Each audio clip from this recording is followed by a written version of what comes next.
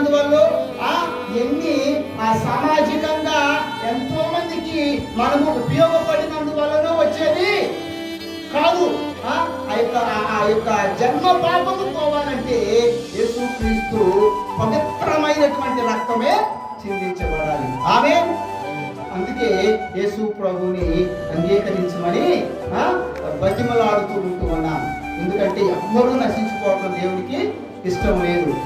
పాపముతో ఏ వ్యక్తి పరలోకాన్ని చేరలేడు. నేను పరిశుద్ధుడను కనుక మీరు పరిశుద్ధులై ఉండండి అని దేవుడు చెప్పాడు.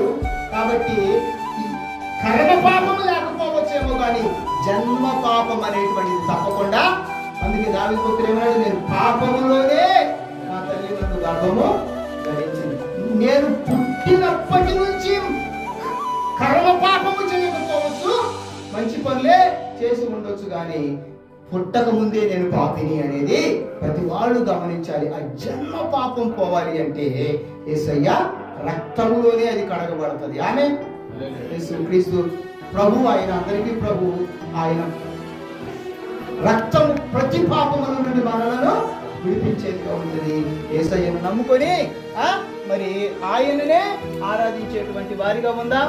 ఆయనే దేవుడు. ఆమేన్. 33.5 కోట్ల దేవుళ్ళు దేవతలు ఉండొచ్చేమో గాని అందరికీ పైనున్నటువంటి నామం యేసునామం. ఆమేన్. అందరికీ పైనున్నటువంటి నామం యేసునామం. తీతు పత్రికలో రాయబడి ఉన్నది, మహాదేవుడు మన రక్షకుడు అని రాయబడి ఉంటుంది. మన రక్షకుడైన యేసు మహాదేవుడు. ఎవరైనా హీఈస్ ద గ్రేట్ గాడ్. ఎంతమందైనా దేవుళ్ళు దేవతలు ఉండనివ్వండి, మహాదేవుడు ఆయనే. ఆయనే రక్తం కాచి ప్రాణం పెట్టాడు. దేవుళ్ళు అనబడేటువంటి వాళ్ళు ఎవ్వరూ కూడా మానవుని పాపం పరిహరించబడటానికి ప్రాణం పెట్టినటువంటి వాళ్ళు ఎవరూ లేదు. కాబట్టి యేసయ్య ప్రాణం పెట్టడం మాత్రమే కాదు, సమాధిలో పెట్టబడి 3వ దినాన్ని తిరిగి లేచాడు. కాబట్టి ఆ తిరిగి లేచినటువంటి ఆ సందర్భం ఏంటది? ఈస్టర్.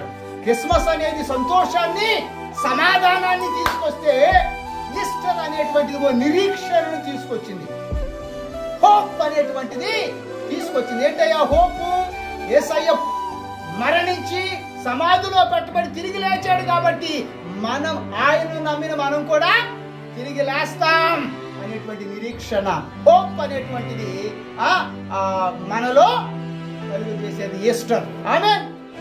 క్రిస్మస్ సంతోషాన్ని తెస్తే ఈస్టర్ నిరీక్షణను తెచ్చింది. ఆమేన్.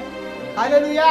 ఈ యొక్క సంతోషము సమాధానం నిరీక్షణతో మనము జీవిద్దాం. ఆయన రాకడలో ఎత్తబడదాం.